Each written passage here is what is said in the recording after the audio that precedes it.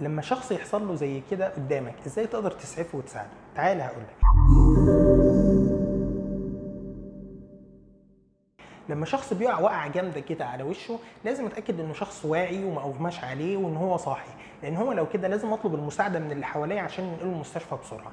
طب لو هو واعي وكويس وما عندوش اي مشكله احاول اتكلم معاه واتاكد ان مفيش اي دم نازل من بقه، لان لو في دم نازل من بقه في احتماليه كبيره ان يكون فقد احد الاسنان الاماميه. طيب هو لو فقد الاسنان الاماميه اعمل ايه؟ لازم ادور على السن ده في المكان اللي وقع فيه، هتلاقيه ان شاء الله. اول ما تلاقيه حاول تجيب السن وتغمسه بس في ميه، ما تغسلهوش.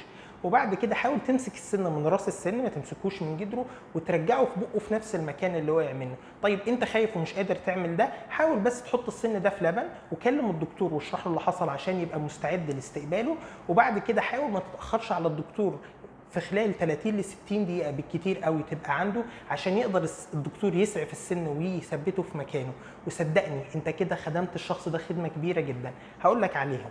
اول حاجة، الشخص ده انت حافظت له على السنة الطبيعية بتاعت ربنا اللي مفيش اجمل منها. تاني حاجة، وفرت عليه تكلفة كبيرة جدا ممكن يدفعها عند طبيب الاسنان عشان يعوض السنة دي، وبرده مش هتبقى زي الصورة اللي كان عليها قبل ما يقع.